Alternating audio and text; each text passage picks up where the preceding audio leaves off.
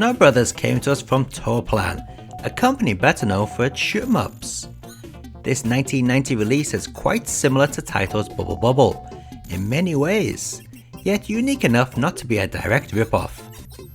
One or two players can take control of either Nick or Tom, both of whom are snowmen who are out to rescue the princess.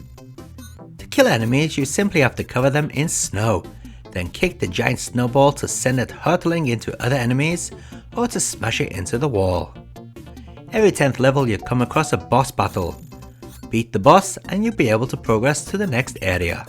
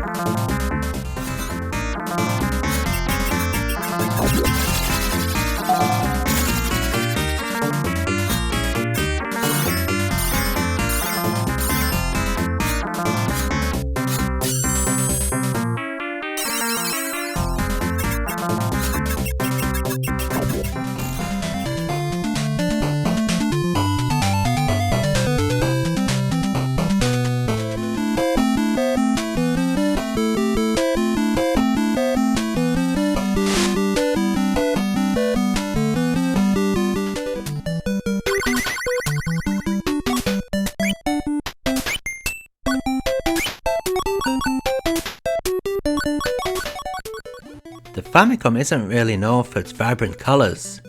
Most of the time the colours seem washed out, but not in Snow Brothers.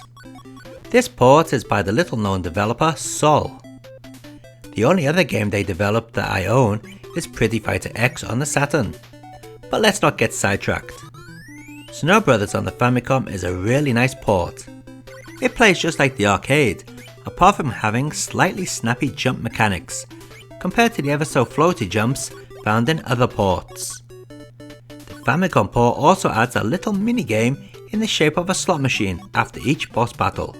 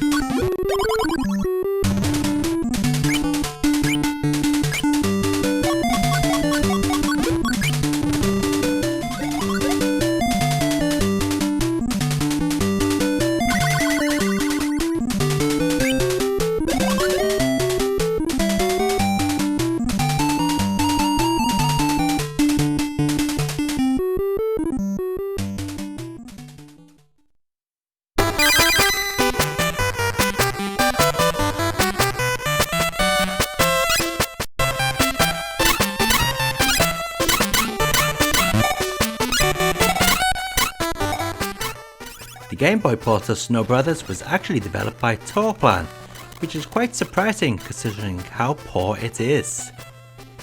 Well, I say poor, but what I mean is that it could have been so much better. As expected, there are not as many enemies on screen as the other versions, but what you wouldn't expect is a game that runs at half the speed that it should. This downgrade in speed takes a lot of the excitement away from the game. It even goes with a version of Snow Brothers that becomes boring rather quickly.